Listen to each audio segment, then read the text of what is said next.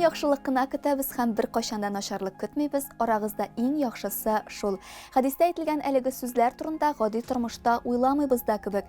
Чынлыкта бактың исә игелекле дип санаган һәммә кешедән бары яхшы гамәлләр генә көтәбез, изгелек кенә өмет итәбез. Тапшырубызга да шундый хәзинәләрне генә эзлибез. Бүгенге героинябыз медицина фәннәре кандидаты, невролог Миләүшә Сабирова һәм без аның клиникасына юнәләчәкбез. Алда безне бик кызыклы процедура көтә. Алдан вәгъдә ителгән кызыклы процедурабызны башлап җибәрербез. Без инде Миләүшә Сабированың клиникасында. Миләүшә, без бүген нәрсә белән шөгыльләнәчәкбез? Бүген без минем даими рәвештә дәвалауга сөлек салдырырга йөртергән пациентым Фирә Усмановна һәм бүген аңа как раз сөлек салдыру көне килеп җитте. Без аның белән глаукома чирен дәвалыйбыз. Бик нәтиҗәле итеп дәвалыйбыз дип әйтәсем килә. Һәм без бүген сөлек салдыра торган нокталарын күрсәтермен, ничек сөлек салдыру механизмнарын күрсәтермен. Шунда процесс барышында ниндидер аңлатмалар бирермен. Аллага тапшырып алайса башлыйк. Башлыйк. Иң беренче инде сөлекләрне күрсәтеп китегез әле безгә. Ниндирәк булалар алар, ниндирәк кыяфәттә алар хәзерге моментта? Беренче караштан сөлекләр бик теге гүзәл затлар дип әйтеп булмый. Ләкин алар белән эшли торган сайын, аларның Аллаһ Тәгалә шундый шифа бирә торган, көч бирә торган затлар итеп яраткан. Һәм минем аларга карата бүген көндә бик матур шундый Аллаһ Тәгаләнең җанияләре дип әйтәсем килә. Алар гадәттә суда яшиләр, ләкин табигый сөлек арасында һәм медицина сөлеке арасында аерма бар. Аларның беренчедән аермасы ул биологик һәм файдалы матдәләр белән. Медицинский пиявка диябез инде, медицина пиявкалары, алар 150 төрле фермент, биологически активный матдәләр аларның төкерегендә бар. Менә бу пиявкаларны без судан җыйып алып кайтмыйбыз, без аларны биологический биофабрика, сертифицированный фабрикалардан кайтартабыз. Махсус инде заказ белән. Әйе, махсус белән. Аларның сертификатлары бар, без сертификат булган пиявкалар белән генә эш итәбез. Миләүшә, алайса инде без эшне башлыйбыз. Әйдәгез, Аллага тапшырып. Әйдәгез, аның өчен махсус рәвештә битне әзерләргә кирәкме? Ничегрәк була ул? Мин әле беренче тапкыр бу процесста катнашам, үземә бик кызык. Беренче чиратта, әгәр ул бит юылган булырга тиеш, әгәр хатын-кыз турында сүз барса, димәк, косметика, ниндидер тональный кремлар, Гомумән кремнар да булырга тиеш. Юк, чөнки сөлекләр алар бик шундый нәзберек хайваннар, алар бөтен искә, бөтен хушбуй исләренә кадәр кеше әгәр сарымсак ашаган, алар бик сизгер. Шуңа күрә без сөлек салганда кешегә диета турында да аңлатма бирәбез. Сөлекне куйганда без Кытай медицина белән мин үзем теге эш итәм, кешенең тәнендә 800-дән артык актив нокталар бар. Һәм без бу чир белән бу әгъза белән бәйле нокталарга сөлекне куябыз. Без кулланабыз нокталарны теге урынлы иттереп. Куйганда менә шундый приспособление ясыйбыз. Бу әллә нинди теге махсус әйбер түгел, бу киселгән шприц һәм ул безгә ярдәм итә махсус менә бу ноктага, чөнки сөлекне дөрес урынга кую әйбәт була инде. Нәтиҗә булсын өчен. Менә биткә күпме сөлек куела, Миләүшә? Гомумән биттә генә дә эш түгел, гомумән без куябыз кешенең чиренә карап, гадәттә аның хәленә карап, аның гемоглобинына карап, нинди үзгәрешләренә, гадәттә ул 5-7 сөлек. Менә сөлекнең аның 2 присоскасы бар, берсе авыз янындагысы, икенчесе монсы койрыгындагы. Хәзер без икенче ноктаны сайлыйбыз һәм анда сөлекне утыртабыз. Һәм өченчесендә куябыз, ансы ул гомумән баш миенең кан йөришен рәтләтә, чөнки күз ул баш мие янында урнашкан әгъза һәм баш миенең кан йөртүен әйбәтләү монда да тәэсир итә, уңай иттереп.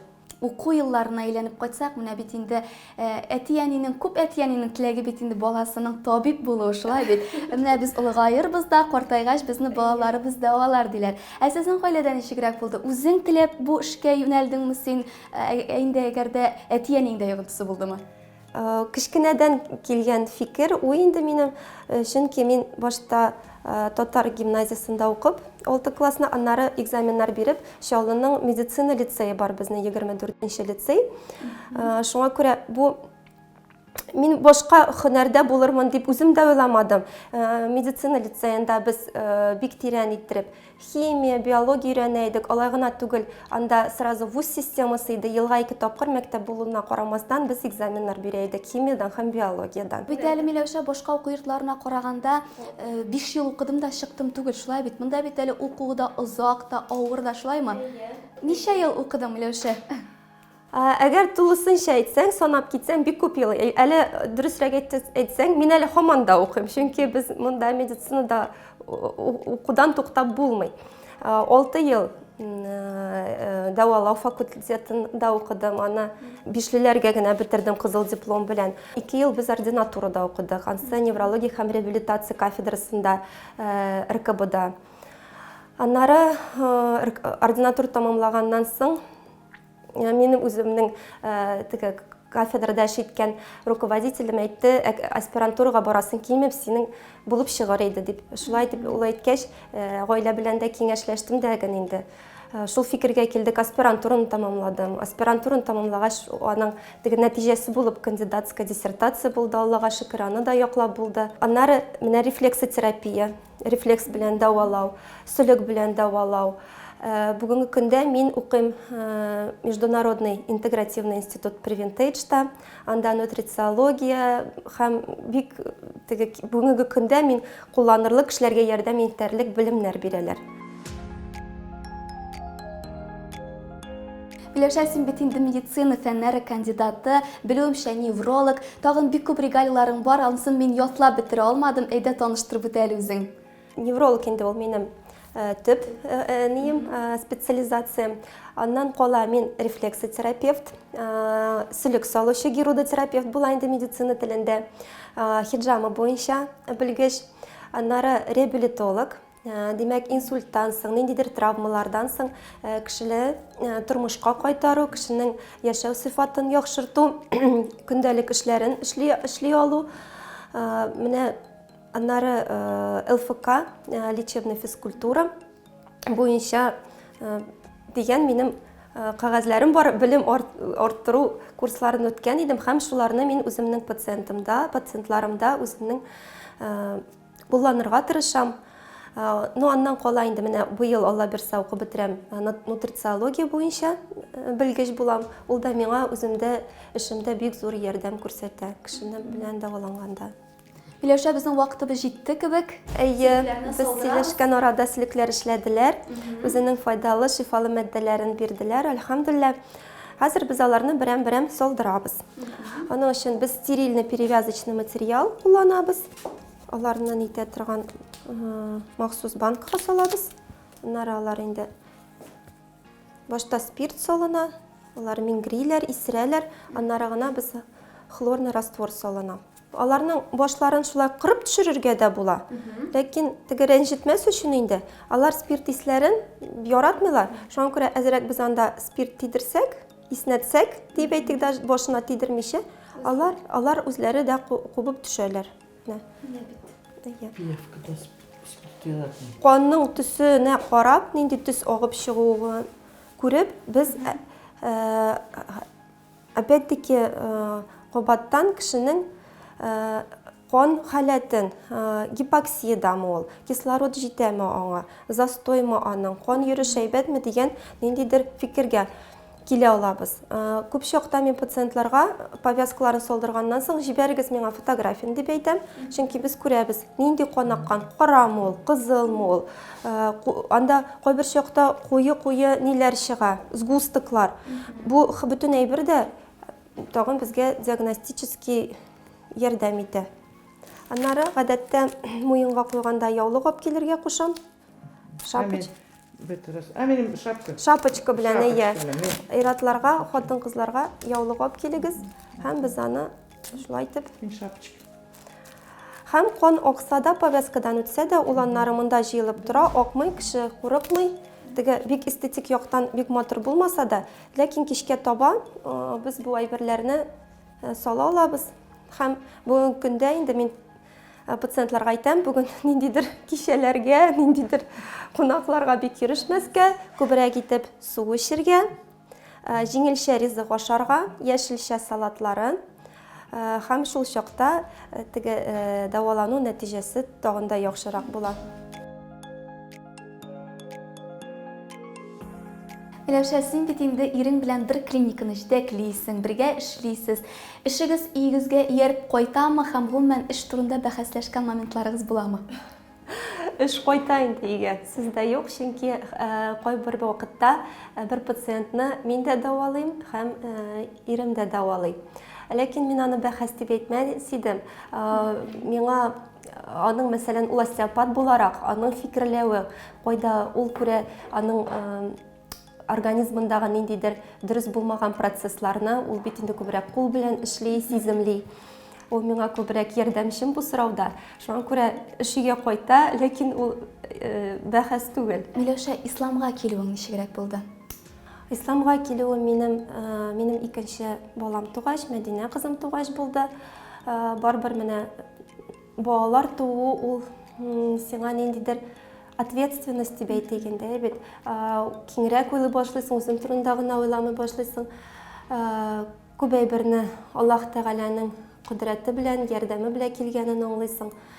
Менә икенче балам тугач, мин шул нигә килдем, намазларымны укый башладым. Даими рәвештә уңа кадәр дә укый идем мин аларны, чөнки безнең әтиебез диндә күптән инде. Миләүшә, менә дингә килдең дә үзеңнең тормышыңда нинди үзгәрешләр сиздең?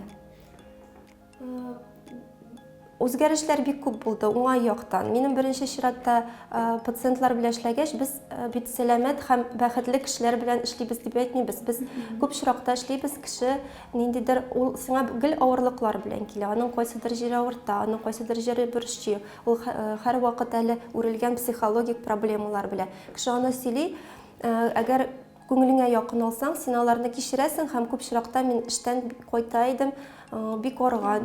Кешенең энергетикасын, менә хатын-кызны беренче чиратта менә яулыкны кию, менә шуның белән мин бәйлим. Шуңа күрә ул әйберләр бик тиз юкка чыкты. 5 тапкыр гына көнгә намаз укып, ул медитацияда үзенә күрә. Ул үзенә күрә, менә мин табиб буларак ул физкультурада, буыннарны да эшләтү, ул кан йөришен дә рәтләү. Аның уразаны да бүгенге көндә бит инде интервальное голодание иң популярный диетический алымнарның берсе дип санала. Интервальное голодание ул нәкъ безнең ураза. Ышанып кына да килсәң ул әйбергә, әгәр инде менә мин аны аңлап та кайбер әйберләр дәлилләрне медицина ягыннан, теге фән ягыннан аңлап, аны икенләтә дөрес юлда икәнлегеңне аңлыйсың. Миләүшә, бик зур рәхмәт бүгенге тапшыру өчен. Мин инде үзем дә, тамашачыларыбыз да фәнни яктан да, медицина ягыннан да үзләренә бик күп мәгълүмат, файдалы мәгълүмат алганнардыр дип уйлыйм. Һәм инде безнең тапшыруыбызда сезне хәзинә итеп ачуыбызга мин бик шатмын. Зур рәхмәт. Мин дә бик шат, әгәр мин биргән мәгълүматлар ниндидер файда китерсә, куллана алсалар, һәм бөтен кешегә сәламәтлек телим. Кемдә кем Аллаһ ризалыгы өчен тыйнаклык күрсәтсә, шуны Аллаһ югарыга чөяр. Аллаһ тыйнаклыкны ярата һәм без моңа һәр тапшыруыбызда яңадан инанабыз. Кунакларыбыз да тыйнак мөселман ханымнары, Аллаһның рәхмәтенә ирешкән, тормышлары да бәрәкәтле, субханаллаһ. Раббыбыз безне шушындый хәзинәләр белән таныштыруыннан туктатмасын иде.